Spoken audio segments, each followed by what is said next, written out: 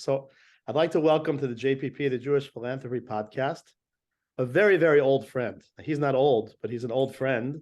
And I'm not joking. Like, I remember vividly spending Shabbos in his home when we were in grade school, right? Fifth grade, sixth grade.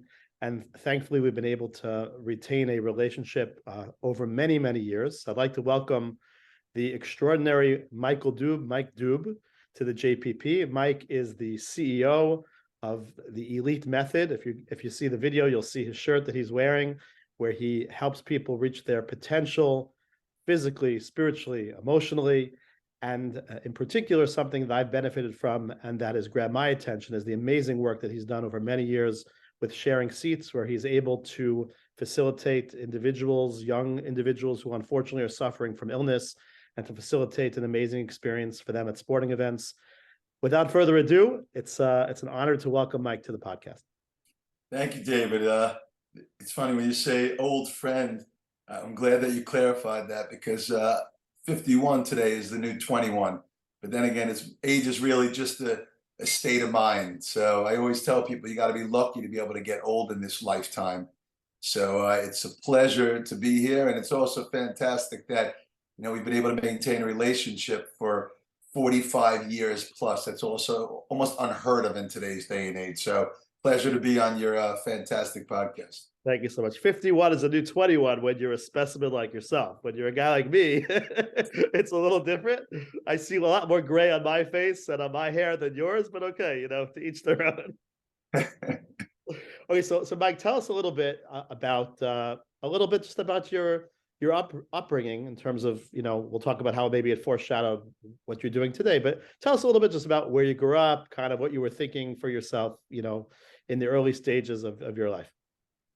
Okay, so, these things, seeing you, it just reminds me of like playing basketball in the gym or dodgeball with Al Hecht in the four-corner dodgeball.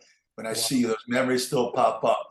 Very humble beginnings, grew up in Far Rockaway, went to HAFTR.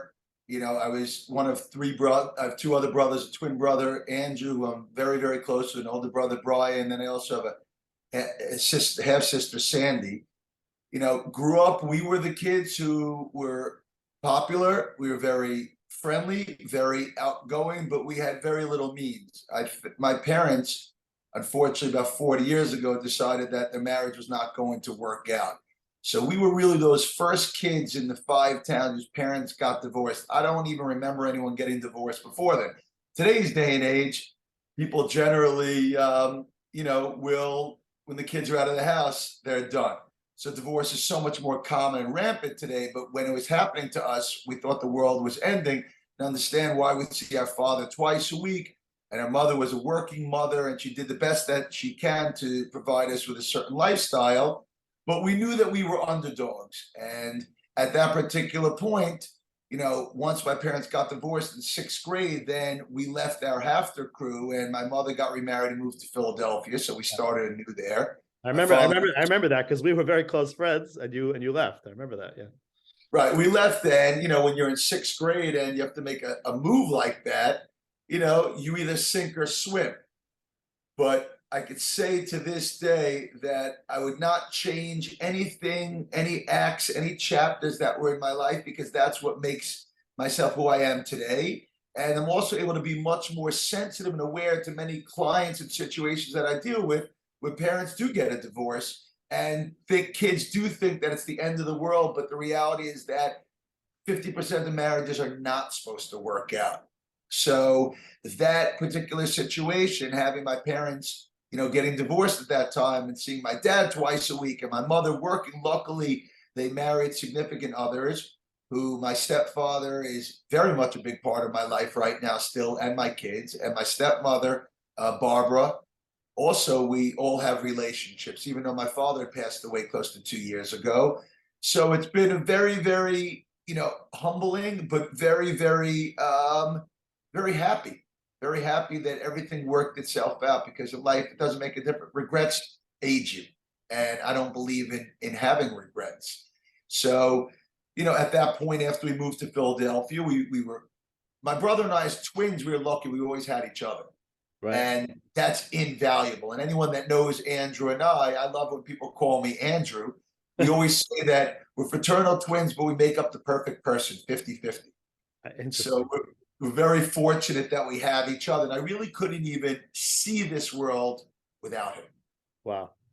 It's very powerful. Well, you had there was a Fairlawn connection at some point because I was a rabbi in Fairlawn from 1995 to 2000. Maybe your dad lived there. I know your brother. Yes, my dad had lived there in this flood zone where he had moved there, and he was integrated into the community. He was much more active in the conservative shul, which he was very, very active. And after he passed away, I didn't realize till Shiva and the funeral, what an impact that he had on the shul. He chose to go his own religious route, but he was a gabbai in the shul, and Wow. he made things happen. So that came out afterwards from congregants telling me how sorely missed your dad was. So that was that Fairlawn connection back in the day. Haven't been there in about 20 years. Wow. Okay, me neither, almost. But tell me, so you're in high school. You're in Philadelphia. Are you at that stage? Are you beginning to think like what your future trajectory is going to be like? Like, when did you begin to? When did you begin to? You're pretty well known. I mean, you worked in schools and camps, and you've really made a profound impact, particularly on youth, and I think even on more mature individuals, which I'm sure we'll hear more about. But I want to kind of pin down a little bit when that kind of framework in your mind, or maybe it didn't. Maybe it kind of evolved at a later juncture. Kind of tell us a little bit about that story. Well, after going to junior high school in Philadelphia, Talmudical Academy, when it came to the high school decision, which today seems to be such a major decision for kids and the youth today, my parents didn't want me to go to school. They didn't want me to go to any of the New York schools. They figured that I'd be better off being a big fish in a small pond. So I ended up going to high school in Baltimore at Talmudical Academy. Okay. And in ninth grade, I was boarding at a rabbi's house. And for 4 years, I boarded there. I was a excellent basketball player. And because of that, that's where I got a tremendous amount of confidence and a lot of respect. And Baltimore was a fantastic experience for 4 years because I really got to thrive in that area in Baltimore. Opposed to if I was in New York, I might not have gotten as much attention as being in a small town. And it ended up, Baltimore was a very, very positive experience. Talmudical Academy has grown tremendously, but Talmudical Academy is very well known for my close friend Tamir Goodman, who really is fantastic in what he does, what he's given back, what he's accomplished.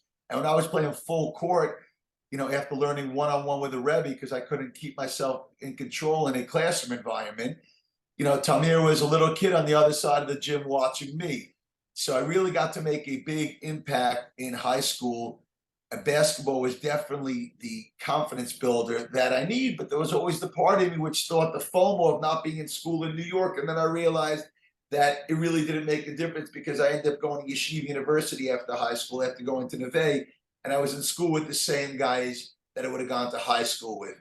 Maybe it was just that myth of grandma's cookies and being an MTA that, I thought was important, but really was not, because as you know, Dave, nobody talks about high school after high school. Nobody's talking about college after college. I have to tell you something very funny. I was blessed to be in Israel last week, and I went to visit Dube Kaplan at the Mir Yeshiva, and I brought my boys to see Dube. There's a method to my madness why I did that.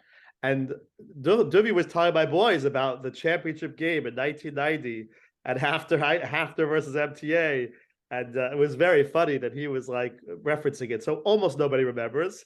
And when we do, we remember for about a minute. But no, I agree with you conceptually, but it's definitely I also felt that way in a sense that YU definitely for our generation, maybe I don't know what it's like today, but it was definitely that melting pot in the sense that a lot of guys went to different yeshivas in Israel, and a lot of guys came from different high schools, and then like kind of we were all together once we got to that period of our lives where we began the YU experience. So now you're at YU, and what are you thinking about professionally? So in Baltimore, even early on, I always had a work ethic because I realized that on a snowy day I was going to shovel. If there was opportunity to babysit or to wait or to cater, that's how I paid through my college, and I had all my spending money through that. So right. I developed a work ethic, but before that, I was always involved in some type of bikur cholim. maybe it's something within my DNA, but I realized that when you do kindness for others, you feel good. And in high school, I would visit the sick. I was involved with some degree of Tomchei Shabbos. I saw some light in that space. Mhm. And luckily, I was able to continue that when I ended up going to Yeshiva University and helping to run the Bikur Cholim Society and involved in other types of chesed on a lighter level. But I realized that the return on that investment, the ROI, was huge. Not only on a short-term basis, feeling good, but when you're giving to others, is really that one feeling in the world that AI can't change. Mm. And I started to realize that I wanted this to be part of my life one way or another.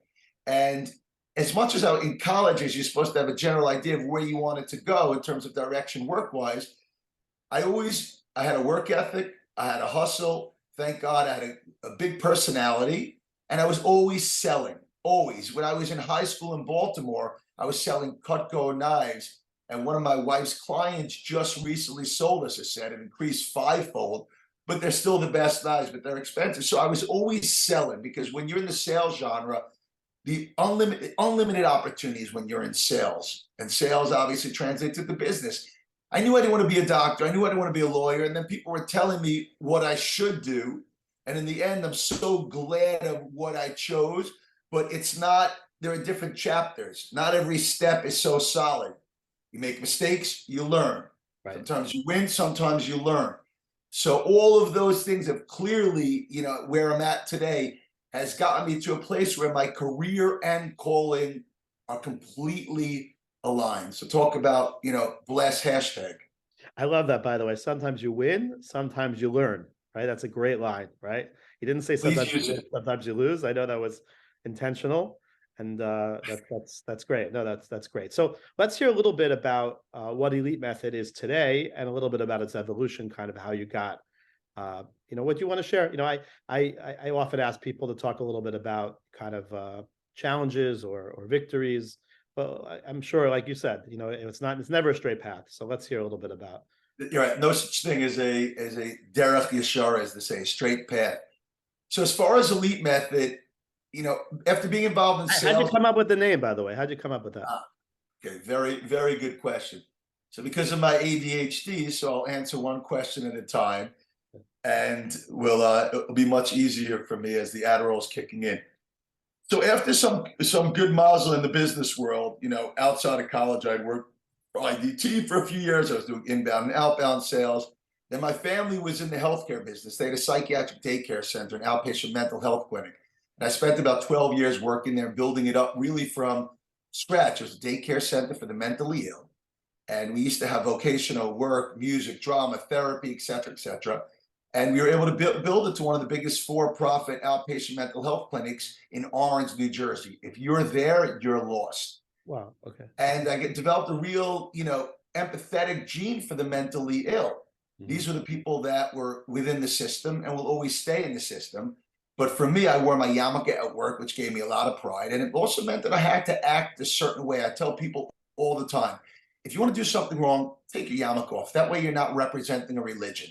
And I'm very, very vigilant of that, even to this day. And after spending time in healthcare, my parents, after 12 years, they sold the business. And at 35 years old, with the support of my incredible wife, who's also my partner in business and in life, I had a real passion for kids and sports. So again, where do you start? After we sold the business, I had severance. I had to make a decision as to what my next move was going to be. Because of that passion, which I went with kids and sports, we started DubeZone. Started from the ground zero. I'm thinking we worked together a little bit on the West Side, if I'm not mistaken, at the Yes, that's correct. Right. Correct. We did some activities there, some after school activities, but I was running phys ed in schools. I became athletic director in a school. We were running sports. We were doing events, parties, et cetera, et cetera.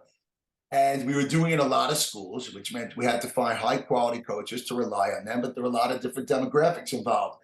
Through doing all of that, I developed a private coaching market because I saw that so many kids could benefit one-on-one with that particular attention. So I run phys ed in a school, and then I would train 3 kids in the city. And then after building that up for many, many years, DubeZone had sort of plateaued and got a lot of good exposure out there.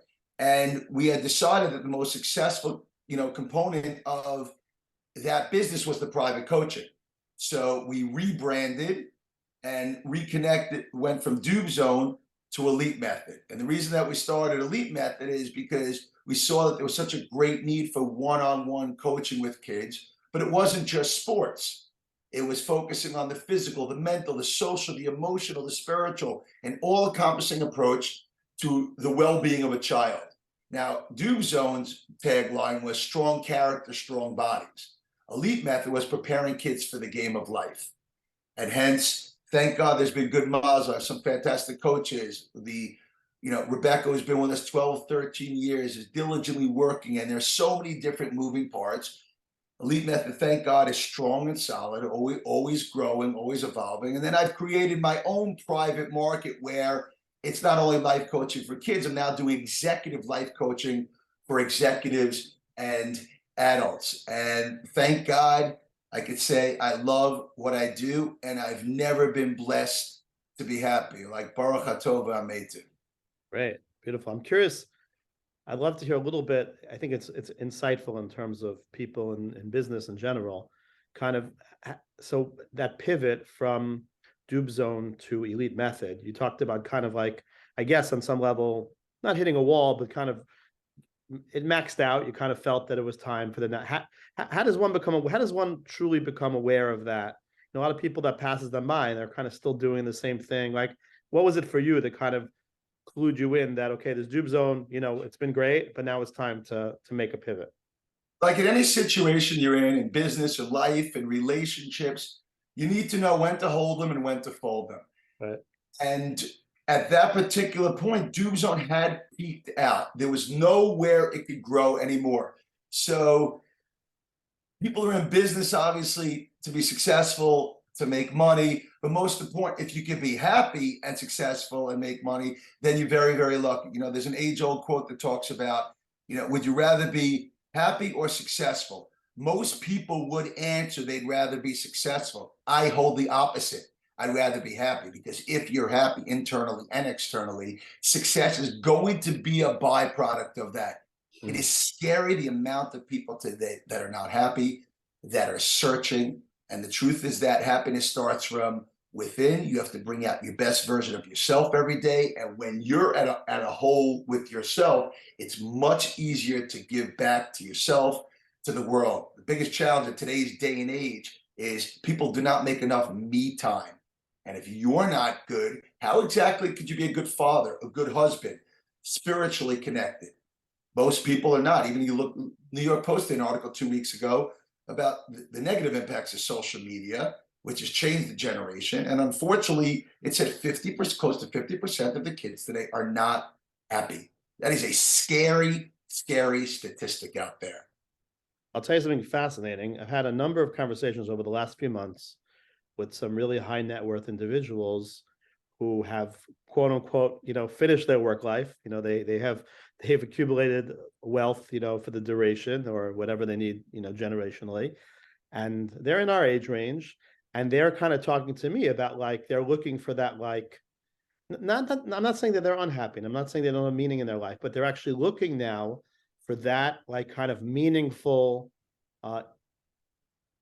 imprint, like where they can kind of now invest their energy in whatever, not for profit, and the things that we've been talking about. Basically, it's so striking to me, kind of how I interact with people who are in the not for profit space, so they kind of admire, or they admire, or maybe they have some level of jealousy for people who are killing it financially. But it's very interesting, like when you kind of talk to both sides, and I hear it from you as well. You've mentioned kind of, it seems to me that you observe a lot of people that people don't realize are not so happy, right? Like it may look glamorous, but that's the reality. A lot of smoke and mirrors. That's correct. Not that there aren't, but my experiences have been that even people with tremendous wealth, whether it's earned, whether it's given to them, whatever it might be, it does not buy you happiness. Money does not buy you happiness. Money can buy you a lot of freedom, a lot of luxuries. But even if you get that new Rolls Royce, the allure wears off fast. Right. So what internally really makes people happy? Look, don't get me wrong. I always say to friends of mine, I don't need a boat. I don't need a plane, and I don't need an NBA team. I have friends with all that. And that's good enough. And when you're internally happy when other people have success. Right. When a friend tells me he closes $1 million deal, my first point to him is, when are we celebrating? But That's most people don't think that way. right. You have to evolve in order to think that way. You have to realize that you're living your legacy right now. I've never been to a funeral where they talked about how wealthy a guy was, how good looking he was, or how fit he is, ever. They talk about your good deeds. What do they say? You make a living by what you get, you make a life by what you give. Right. And that's what people talk about. And I think that, thank God, at 51, where I have menuchas nefesh, where I have peace of mind, and if I go a day without not giving to something, it was not a complete day. Luckily, that's part of my routines. Those are part of my habits. And they say that successful people are successful because of their habits, right? The habits are what create the success, Right. not the other way around. Has a great book, Atomic Habits. It's actually a very popular. My wife actually just this morning gave me a podcast to listen to. My wife does that. She gives me podcasts to listen to, assignment for homework. This was actually about the author of Atomic Habits talking about parenting and applying atomic habits to parenting. There's obviously a reason why she wants me to listen to it.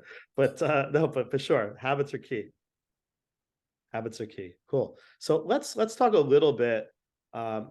Let's talk quickly for a second just about kind of how Elite Method has kind of evolved, let's say, from, to youngsters, younger people to adults a little bit, and what pivot you're seeing there, and then we'll jump into sharing seats, which I'm excited to talk about. So let's talk a little bit just about that in terms of, I guess, the natural progression from DubeZone to Elite Method made sense because it was, like you said, it was a progression of working with young men and women in the sports mode, and that was the hemshech, that was the progression from what you had been doing. But you've shared with me and you've shared here that it's evolved even to coaching execs and things like that. So talk about that. So I've been very fortunate that through a lot of hard work, and that never stops, I saw a real opening within that space. I had friends who wanted to get in shape, and I was able to use, physical exercise to getting them mentally strong.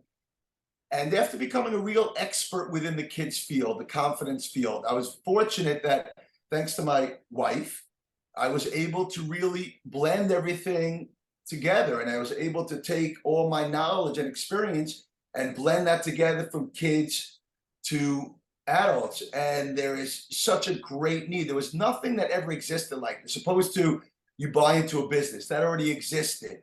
We created this from ground zero, from scratch. So because of that, you were able to create the market for that. And you were able to create a product that I've not seen exist out there. There's a great quote that says, "You're born an original, don't die in imitation." Most people like to build off the work of others and figure out how they can figure it out. Well, we were able to figure it out. Now, it doesn't mean that there is no end game. You're continuously learning. I'm learning every day about myself. When I work with kids, every kid is an individual. Every adult is an individual. They're a product of their environment. They're a product of their DNA, their relationships. So there are a lot of common denominators and common themes within what I do that applies to every single person. However, everybody's kids, their greatest asset. Every individual is trying to figure out how exactly I get around the board to pass go. And there are certain common themes which really are able to bring the best out of you every day. There's a great quote that I sent a rabbi who took it very seriously from Englewood, and he told me he wanted to get in shape. His 5 kids, very, very well-known rabbi. And I sent him a quote that said, in 6 months from now, you could have 6 months of excuses or 6 months of result. It changed him because he started taking it seriously. Everyone is so quick to say, "Oh, I'll start tomorrow. I'll start next week." The thing in life is you're not guaranteed an hour from right now. And that's a very, very scary reality. Right. So why would you waste time harping on something that bothered you, something that's frustrating you? The power and the control comes from you. The power on when somebody says something negative to you. How are you going to handle it? So I've developed a lot of mind and power control, and I'm vulnerable like the next person, but I'm able to strategically prepare myself for myself mentally every day. And that's why I'm able to give on a lot of levels. I'm one of those guys who responds to every text, every email, every call. I don't want 42,000 messages in my inbox. I don't want to see my text lighting up or my WhatsApp. It's just the way that I like to do things. And hence, I put a lot of those things into what I do professionally. There's some successful CEOs that I deal with that need a motivational message every day. And that comes up every day, and I do that. Right. But the motivation is only as good as serious as the person is. So I love what I do. I'm fortunate that I'm able to do it. I'm always learning. I'm always growing. And that's why I keep evolving as a human being. And then you need to be lucky. Mazel's a very, very big thing in life. I think Makom was broken up as mem, place, Makom Zman, and I don't know what the lamet's for. I think it's limud, like to learn, like to always grow and learn, right? To learn. And I'm fortunate that I'm able to do that. I really think the key ingredients to being successful and happy in life is hakaras hatov. It's appreciation. The most basic things in life. And I think that when you train yourself to be in that place, you look at the world differently. You look at life differently. Now, I will tell you that we talked about elite method. The pandemic changed the world. And luckily, I was able to pivot the next day. I was able to Zoom the next day with my clients and still have an impact. But most people were not able to rebound in that space. Well, I'm curious. I'm just curious, like, do you, obviously your reputation precedes you, and I'm sure a lot of people reach out to you, but you were in sales for many years. Do you find, like, do you like go cold to people? You see some big CEO, like, would you pitch him on your services? Like, I'm curious how that works. Yeah, well, I like to say that when you say pitching on the service, when I'm talking to people the majority of the time, I'm telling and not selling. The truth is that we have a product that's expensive, but what better person than to invest in than yourself, your well-being, your child? So to me, when I meet the owner of a basketball team, they're the same as the Uber delivery guy. I treat everybody the same. I've met so many athletes over the years through sharing seats. They don't impress me. What impresses me about people is their accomplishments, what they've done, how they've given back. I met some of the biggest athletes in the world, and I've had interactions with them because I've seen how they've been able to give back. And nobody's going to talk about how talented they were on the court. People are going to talk about how you're able to give back. And I'd much rather be on the giving end than the receiving end. And like my close friend Roy Davidovich says, who's a top hip surgeon, he always says in life, it's better to be needed than to need others. So when I get that call from a parent whose child is having an emotional and mental breakdown, I'm able to give them some type of solutions for that, or when it's from a charity perspective. So I'm really able to give back on that zone. But if your glass is not full, you can't give to anybody. And if you're not giving to yourself every single day, you're doing yourself a disservice. And hence, then when you have kids, and I'm blessed with two incredible kids, Jacob is 20 years old, Sienna, who's 17, could not be more prouder than my kids. And what else brings you happiness in life than when your kids are happy? Oh, for sure. For sure. It's beautiful. That's beautiful. It's beautiful. So let's pivot. Let's talk a little bit about Sharing Seeds. I know there have been media pieces on the organization. Tell us a little bit, what's the backstory of Sharing Seats? What's the impact? What's happening today? I'm fortunate to follow you on social. I see the impact. I see the stories. I've benefited from it myself. So please share a little bit about that. Yes, of course. Well, when you talked about social media, I just saw a quote the other day. I'm very big into quotes that said that people's lives should be as happy as they make it on social media. So, right. So as far as Sharing Seats, to say that as a child I was a big sports fan, I was. I love sports. Sports gave me my identity. Is helping to build character. The great quote that I always use is sports doesn't build character, it reveals it. As a child, when my dad had said, hey, let's go to the Yankee game with your brothers. Great, I was excited. We go into the stadium, level 1, 2, 3, 4. We're sitting up by the lights, eating pretzels. And I'm like, Dad, there's no more row higher than here. I think the next row is heaven. So I go to a game and you enjoyed it because you didn't know any better. Went to another game. We're sitting up there and I'm thinking to myself, wow, I wonder what it's like, the people that are sitting down there. So to say I had some type of small chip on my shoulder, I did. 15, 16 years ago, I had a big network within business, and a lot of people knew that they could count on me and rely on me for different things because I was involved in a lot of social action causes. And there was a terrible tragedy in Teaneck, probably 15 years ago. Two gentlemen, righteous ones, were walking home from shul on a Saturday night. They got killed by an electrical pole. A pole fell down and killed them. I believe their name was Musafi, if I'm correct. And these were righteous individuals. Somebody reached out to me in Teaneck and says, hey, you have a big network. There are 4 kids. Could you do something for them? I reached out to some people within my network, and we ended up getting them Yankee tickets, Met tickets, and a bat signed by David Wright. A week later, another beautiful soul, Sari Ort, had gotten a terrible cancer before the Stanley Cup. They reached out to us and said, hey, could we hook up the daughter? We ended up through friends and connections at the Devils game in the Stanley Cup and got her on the Zamboni machine. Wow. That was one of the most intense experiences of my life because she passed away a few months later. We got her a signed jersey, and I went to the Shiva call, and the mother in front of 50 people stood up to me and looked at me and said, you have no idea what you did for my daughter. At that point, I said, talk about an electric feeling, one of those moments. And that just kept me motivated. We know within our circles, good news spreads fast, bad news spreads faster. And then hence another experience. Somebody had a special needs child. Somebody had a bad divorce. Somebody lost a relative. And I was doing that.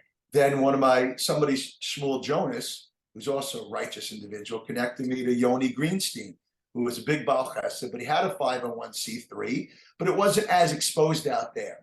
Yoni always jokes around. He doesn't like to be on TV with me because he looks like a typical Yid, whatever that means. And, the black and whites, the yarmulke, et cetera, even though he has such a refined soul. And we combined our forces. And I could say to date, we've created thousands of experiences. There's nothing we can't accomplish. Make-A-Wish Foundation has asked us for requests. We are jumping on the spot when it comes. Some are more time sensitive than others. But when I look back at 15 years of Facebook memories, it's so real. And I always say where I pray Friday night, when I speak, or Shabbos afternoon at the Grunberg Minyan, and we're pitching different causes all the time, I always say, support the causes that you never want to need. My father passed away close to a year and a half ago, and he had a T-cell lymphoma. At 77 years old, he was never hospitalized. But I knew that was going to be his machala. And he fought, and it was very intertwined with Rabbi David Beitler, Abba Shalom, who was one of the 3 people who was most impactful in my life. And I remember coming home from camp to visit my father and David Beitler. I saw my father in Hackensack Hospital. He cried for the first time at 77 years old because he was scared. A minute later, a nurse who I knew from back in the day coming in, and she was just so vivacious and made him smile because he knew that I knew somebody in the hospital. Saw my dad, and then I went to visit David Beitler in a nursing home in Long Island, and he was in so much pain he could not even see me. So what did I do? Thinking ahead, thinking outside of the box, I ended up printing a picture of me and him from the La Vie days and hung it on his wall. Hence, the next few weeks before he passed away, others came in and noticed that picture. And no coincidence, when we sat Shiva for my father, we sat in 3 different locations with brothers, family. And when people go through that, it's important to be united on that force. I ended up leaving my Shiva to go to David Beitler's Shloshim to speak for a few minutes at Traditions Restaurant and then go back to the Shiva. And one of my close friends, Rabbi Ari Sashti, who's like a brother, said, well, within Halach, it's probably not the best thing to leave a Shiva. And I said, Ari, I love you. I'll see you later. And my boy Zalmi Rosenberg drove me there. It was very, very impactful. And Shiva and everything along those lines. But my father and I, we had a complicated relationship. He parented out of guilt and not love. He did the best that he could, but I closed all of the doors with him before he left. And I'm proud to say I'm close to 2 years into doing Daf Yomi in his memory every single day. And that's how I healed myself. You see, regret is something that ages you, and it's not a healthy thing, just like stress. So now I'm closer to my father than ever. Could I pick up my cell phone and call him? No. Am I connected to him every day on a physical and a spiritual level? 100%. Wow. And you realize that in life. It is a short ride. Powerful. Great stuff, Mike. Give me 1 or 2 of the real, there's so many, obviously, but give me maybe 1 or 2 like events that you organize, sharing seats that really jump out at you? Like something really, look, we all know, like you can go to a Yankee game, sit in the legend seats, you could, but like something that really jumps out that was like really unique, something that like a little atypical, something that maybe is like something that really takes a lot of strings to pull. Well, I'll give you all these things take string to pull. What's very interesting within our community is when we started this charity, I was very, very specific with Yoni Greenstein saying a lot of Jewish charities just focus on Jewish causes. We will not be that charity. We are going to try to better the world. That's why even hence when the whole Kyrie Irving situation happened, which the world forgot about, now he's an unrestricted free Oh yeah, agent. you were sitting in front row with a bunch of clever. I remember that. Yeah. Right, correct. With T-shirts, right? I remember. Yeah. Right, with that message, and was heard around the world, and we didn't even say a word. We tried to make a difference in that situation. And I'd say if you ask me two stories that really stuck out, I would say I went to a party a few weeks ago, and Rob Gronkowski was there. Now, Rob Gronkowski made a bar mitzvah message for a sick kid a few years ago. I run into this party, and I said, "Hi, Rob, Mike Dube. I don't know if you know me. I'm friends with this guy, Ariel Perry. I don't know if you remember, but you did a bar mitzvah message for a sick kid a few years ago." He remembered instantly. And we talked about the experience, which is fantastic. And he's a great football player and a giver. That was one that stuck out because I really was the first guy that I saw when I walked into the party. We've had access to so many athletes. Giannis Antetokounmpo, who's a fantastic athlete. He cares about the world. He gives back to the world. We had a kid sent to a game in Milwaukee. He gave him his jersey. He gave him his sneakers. It became a huge hit through the Bucks. And the story and the family, there are so many. Really, I thank God that there are really so many. And I run into people all the time and say, "Do you remember that?" No, I don't. I don't remember it. But everyone is a call away from somebody. I always, by the way, I want to stress that point. That's what I was thinking. I mean, it's something that I marvel at, and I think it's a credit to our community, to the Jewish community at large, and I'm sure it's in other communities as well. We really are, we all, because we are so communally oriented, and we all, have a synagogue life, and we all know somebody who knows somebody, and business connections. Like we really, I always say that you can get to almost anyone. Almost anybody in the world you possibly want to talk to is usually just 1 or 2 phone calls away, or an email away, or 2 emails away. And I always tell people as advice, if you're sincere and you're not just trying to waste somebody's time or hobnob with somebody, but you have a genuine need from them, I have found that most people will give you the 5-10 minutes you need. Again, if it's a real thing, I found that I've had, it always shocks me when certain people will give me the time of day, so it's, but it is very much rooted in the service and the chesed, the kindness that you provide, is obviously the ability to leverage networks to bring things to fruition, which is incredible. I mean, also, I had a tagline in Lavi that kind is cool. And it's such an important thing. In particular, a friend we have in common, Matt Hiltzik, who's a close friend of both ours. Matt's fantastic. He's gone way out of his way to create experiences that really will never leave that family and never leave the world. And that's really what it is. And like I tell my kids all the time, that we're fortunate that we could open up a lot of doors, but you need to figure out how to stay in there. And our kids are lucky. And the challenge is that, how do you keep yourself grounded? Right. How do you keep yourself humble? The truth is that I told somebody that doing chesed just is what keeps my engine revving. And to some people, when you're able to do it, it's just they're so grateful for you. And what comes around goes around. Alicia Keys hit it right about karma. It's a very, very big thing. And you were spot on about community. Within our culture, not everyone believes in God. Not everyone believes in organized prayer. Everybody believes in community. That being said, one of the jobs of us within our culture as Jewish people is to bring light onto the world, but don't ever think that you're better than anybody else. That myth about the chosen people. If I, after 120, when I go up to, hopefully I get a spot upstairs where I don't have to share a seat and I get to meet our forefathers and I get to meet God face to face, I'm going to ask him about that particular question about the chosen people. Think whatever you want, but don't you dare say it. And that's a big challenge within our circles, David, about the entitlement factor. just because a father worked his butt off and became successful, and his kid's driving a BMW, that kid hasn't done anything to deserve that. So we know, look, we're big sports fans, right? I started at home plate. Wherever I am now, I'm looking to get around the bases, and it's a lot easier to start at third base, and it's figuring it out. But we need guidance, we need advisors, we need coaches. I have a rabbi, Moshe Green, who close for over 30 years. I have friends for over 40 years.